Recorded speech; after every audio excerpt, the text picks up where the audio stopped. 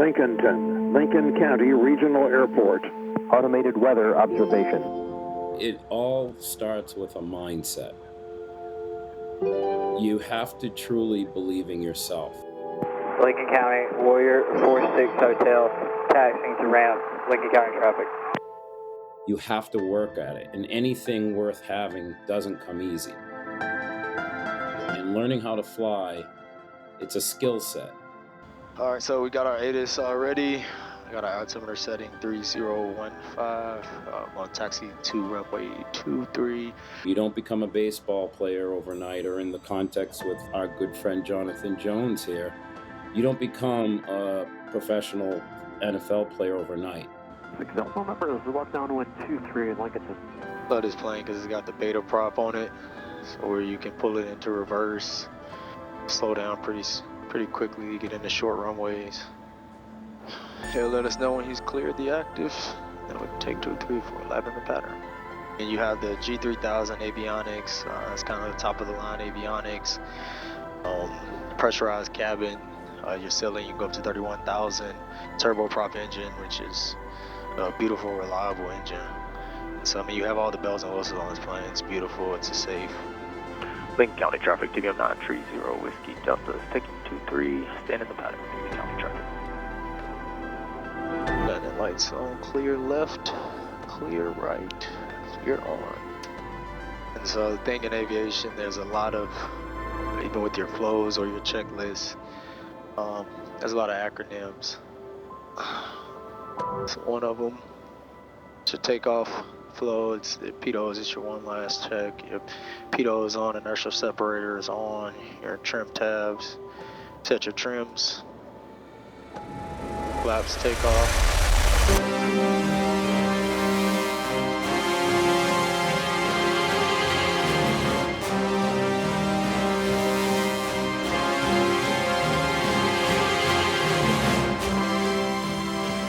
Power set.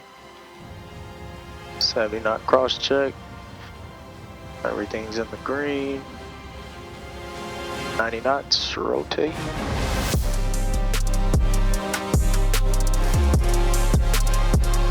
Tap your brakes, landing gear up. I always say look at God's creation and then you get to see it from a different perspective. Lincoln County traffic, TBM 930 Whiskey Delta, turning left across from Lincoln County traffic. It's my own little therapy, just a moment away. I always describe it as you're never really stopping, so it's constant motion. It's beautiful plane. Jonathan Jones, two-time Super Bowl champion, founder of Next Step Foundation, and avid aviation enthusiast. We got the TBM 930 six-seater pressurized cabin, ceiling 31,000 feet, cruise at about 315 to 330 knots. It's a beauty and I love it. It's perfect for my mission. Lincoln County traffic, TBM 930 Whiskey Delta is left downwind 23 Lincoln County traffic.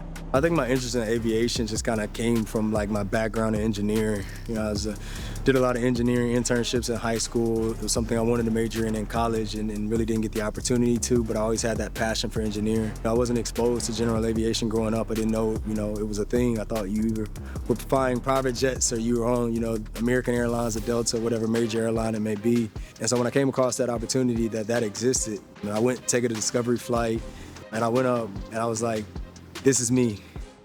Like, this is everything that I love. It's maneuvering machinery, just being in the air. Like, I think growing up, I never really wanted to be a commercial pilot, but every kid kind of looks up in the sky, sees a plane and wonder, how's that doing that? What's going on? And so that curiosity. And a few years ago, I came across the opportunity of general aviation. Everything that aviation encompassed, I just felt like it was me and I went after it. My commute from Charlotte to DC is perfect for me. That was kind of one of my reasons of signing with Washington. Not only they have a good team, but just being close to home. Just waking up in the morning and starting your day with a flight, it's an accomplishment. You have some time to yourself on your journey. It's just like a typical commute. Most people, drive an hour, maybe or so in the morning to work. I just happen to take a plane. Football for me, it started young. I was 4 years old. I think it just started as a way for my mom to keep me busy while she made Sunday dinners. She'd turn on football, after church. And, there was one thing I wouldn't do is move while the football was on. And so I remember begging my parents to find a place for me to play. And then one team said, hey, bring him on, we'll give him a chance. And so I was 4 years old and fell in love with the game and been playing ever since. Oftentimes, people mistake athletes as just athletes and don't see the genius behind it. The mental capacity that it takes to move your body and contort your body to make specific plays and to be where you want to be, that is a mental ability. I think people just write it off, oh, that's athleticism, they're born that way, but that's mental aptitude to tell your body to be in a specific place at a specific time. And if people don't believe me, I tell them to go out in their backyard and try to perform some of the things that they see athletes do. And so I think athletes beginning to channel that and use it into other fields. Everything that comes with football or whatever sport may be is just a skill set that you can transform and take other places. That discipline, hard work, overcoming adversity, those are things that whatever field you're doing outside of football, those disciplines can carry over there and you can achieve there as well.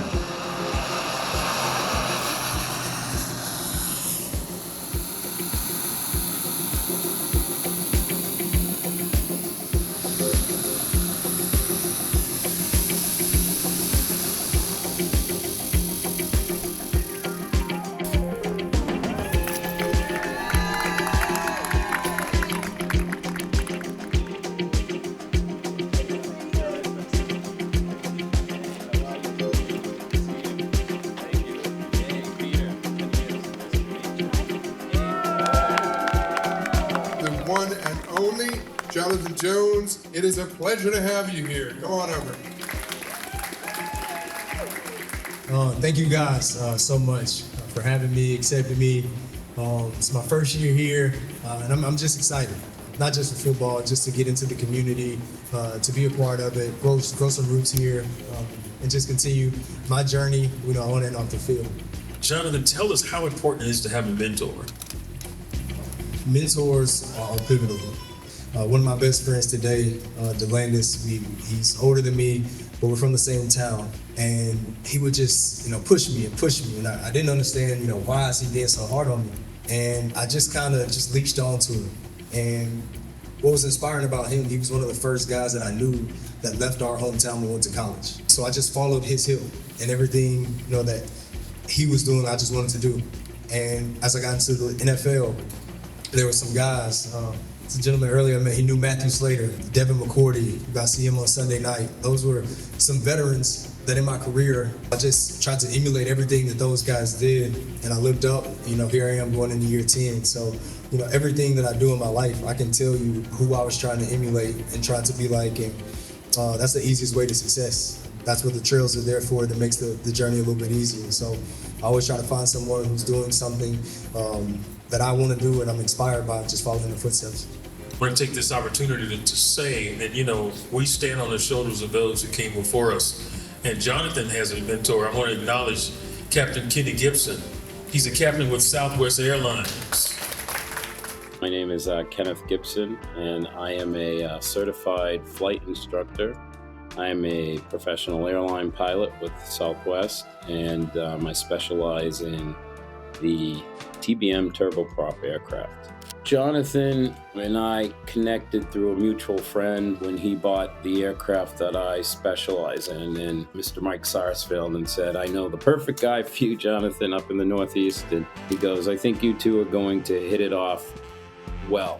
Jonathan is an individual that will, the moment he walks into the room, you just want to be part of his presence. As soon as I met John, when we were taking delivery of his airplane, we knew right then and there it was meant to be. We started talking about aviation and where the path and how it started, and it was pretty much a similar mission. His dedication to it and the correlations of what he did in football, you could see it goes right into his way of flying the airplane. I've trained pilots for years, and I was honored to be part of a journey of an instructor for him for this type of airplane, because really A guy like Jonathan makes an instructor like myself's job easy. He's very meticulous. He absorbs a lot at a rapid rate, and you can see that the love and the passion was there, and that's a perfect recipe for an amazing aviator. There's a culture with individuals, a lot of humans, it really doesn't matter race, color, creed, where people tend to focus more on what they can't do versus what they can do. And so it's breaking that mindset first of, you already know what's probably going to be a challenge. Everything's a challenge. Give me solutions that you can start trying to get to the goal, and there's never one way to get there.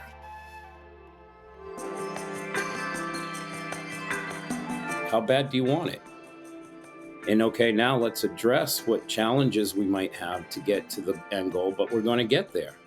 Jonathan will say the same thing if you asked him and talked to him about his career in the NFL and how he got there. We all know how challenging that can be. I mean, he's not even in the full profile of height size, and that's where he'll address that and say, but did that stop him? No. Now here's an individual that is a veteran cornerback and an amazing one that's made a stellar record for himself and is living the dream on his passion of flying as well.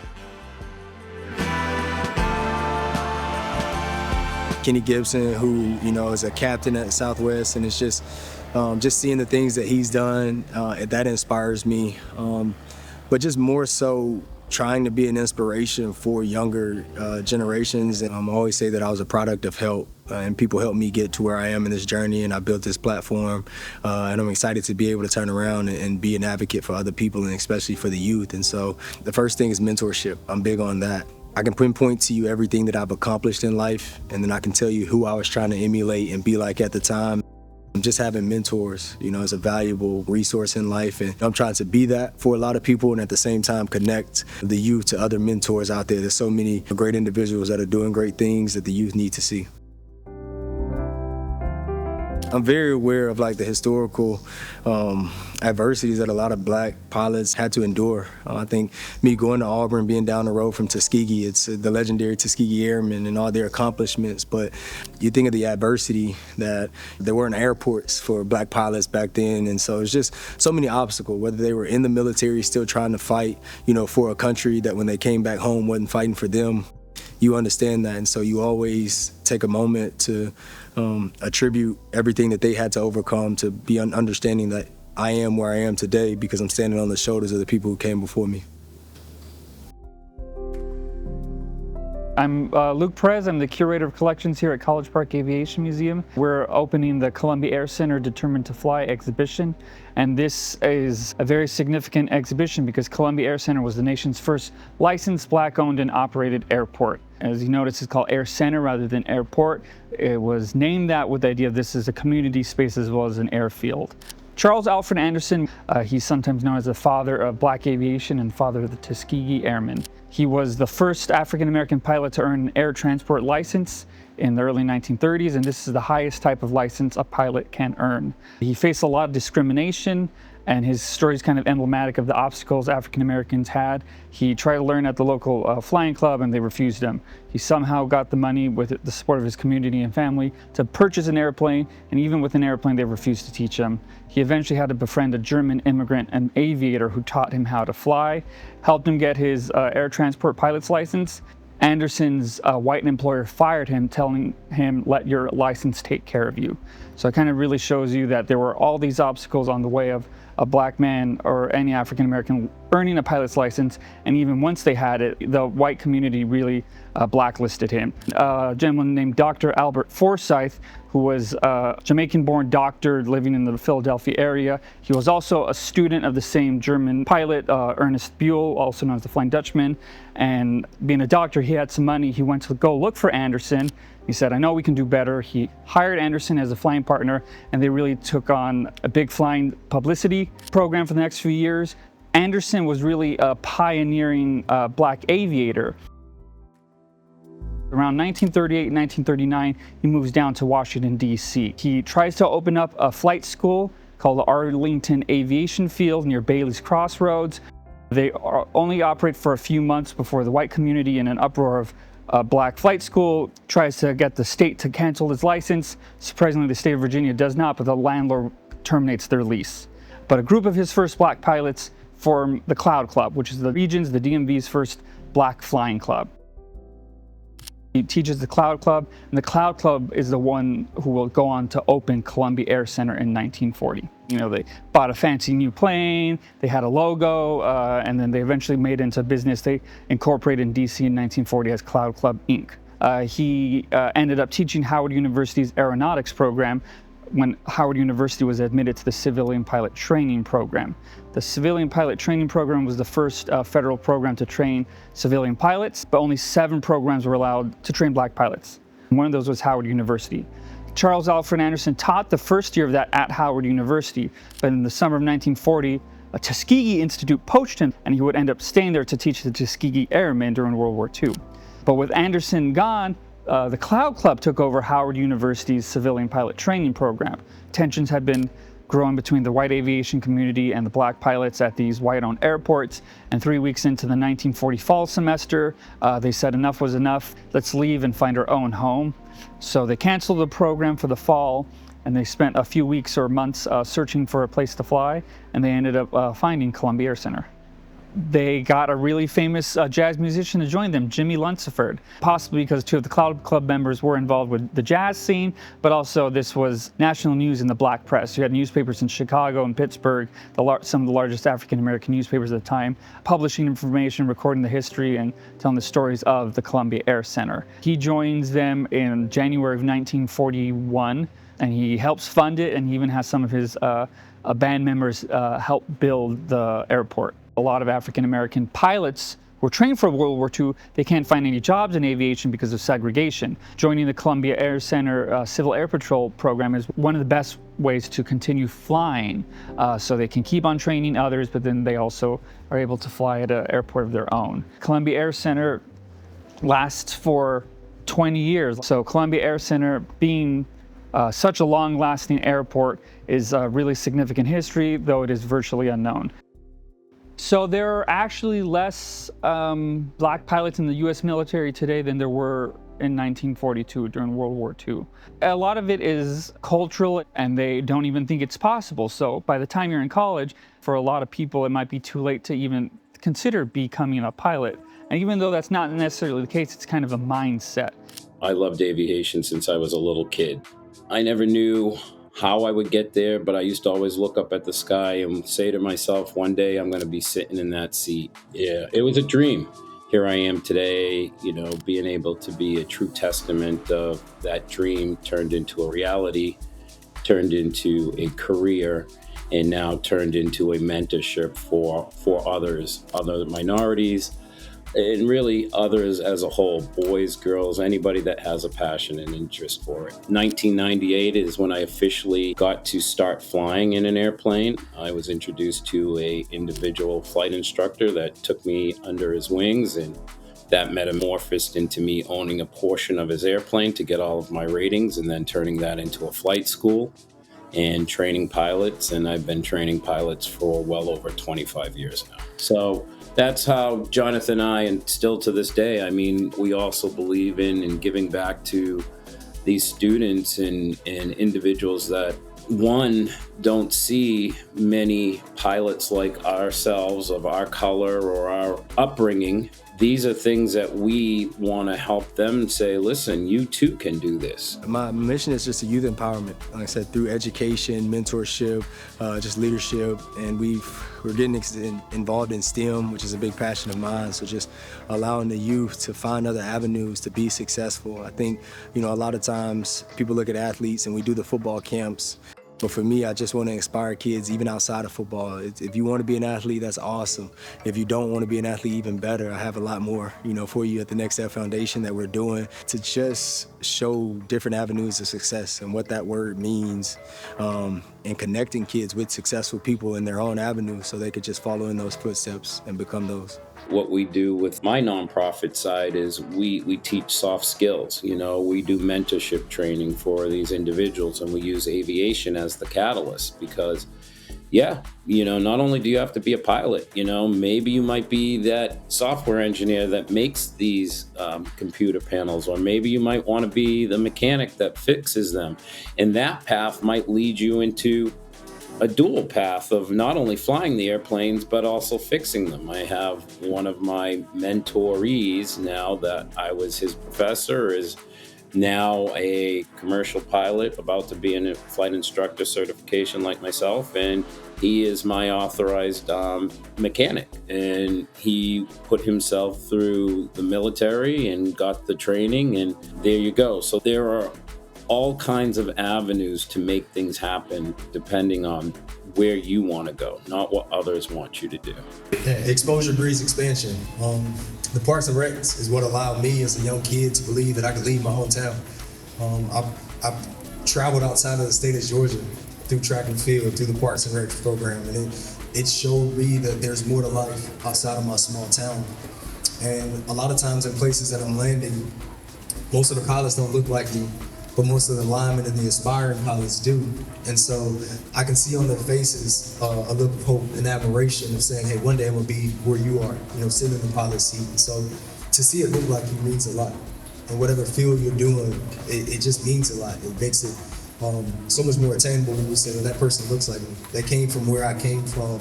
I can do that too. My dad was one of the biggest influences I've ever had, just because of the man that he was. I always say that I watched my dad wake up, go to work, and come home. And just to see that, I knew that I could be that. I could be a man that wake up, go to work, come home, and take care of his family. And so he was just a big influence, just the discipline that he instilled in me, just the presence that he was. I think every attribute that I have, I always have a story that I can go back to and relate to. Hey, my dad was just, he was this, he was hard on me in this area. He had, these expectations of me. And just, he was the first mentor that I ever had. And so growing up, I always tried to be, half of what my dad was as a man. And, there's so many things that he could do that I always admired, whether it was fixing things, cars, just his ability to just be the answer to a lot of problems that whether I had, my parents had, my sister, he was always trying to be the answer to the problem. And so I, now having my own family, I try to emulate that and be the answer to a lot of problems that whether my kids have, my wife, or whatever it may be, just try to be that answer. He was undrafted. Let me tell you, you gotta work hard if you're not drafted to make it. And for him to be playing 9 years is a long time in NFL. So let's hear it for that. Adversity. I think that's the name of the game with football, with anything in life. Everybody's journey is different. You accept your journey. You try not to compare yourself to other people. And just at the end of the day, just make the accomplishment of getting your license. If it's something you really want to do, go for it. Belief means don't let anybody tell you it's not possible. A lot of things you'll hear are the barriers to entry we just talked about. Well, it's too expensive, or it takes up too much time, or you're not smart enough for it. None of those things are true. Go out there and go to a flight school. Go to a local airport. We have a lot of things at our fingertips now. Look something up. Look up in a flight school and make that phone call. Yeah, you might get 2 or 3 no's, or you might even not know the question to ask. But you may have asked one question that'll lead you in the next direction. Then the next direction leads you into an introduction. And an introduction leads you into an individual that takes you under their wing because they saw the passion that you have. And all of a sudden you're off to the races. But it starts with you. That is the bottom piece of it. And if you can believe that first and take that leap, you'd be amazed at when you go to look in the rearview mirror later, I'm glad I did that. Because once you do experience this, and once you run into individuals like myself or Jonathan Jones, we're looking for you too. But we don't know you're out there if you don't voice your opinion and voice your existence so that we can find you. I took that same mindset from football of just through the adversity of, the bad landings, the things that don't go your way. you understand that failure is not final, and every time something doesn't go your way, you go right back to it, and that's what I did, the same with aviation. I really took the approach like it was a job. I would fly, wake up in the morning, I knock out my workout for football, I go fly in the afternoon, I come home, my wife will have lunch for me, and then I go right back out and fly again in the afternoon, and so just that dedication and doing that 4 to 5, days out of the week, week on and week off, it was just discipline. It was a discipline to keep going, and in the end, it paid off. Once I finished my private, I turned around and jumped right into my instrument. I didn't take any time off, and so just once again, just fighting that adversity and learning and just taking in a lot of information, over and over. It was something that I fell in love with, and I kept going.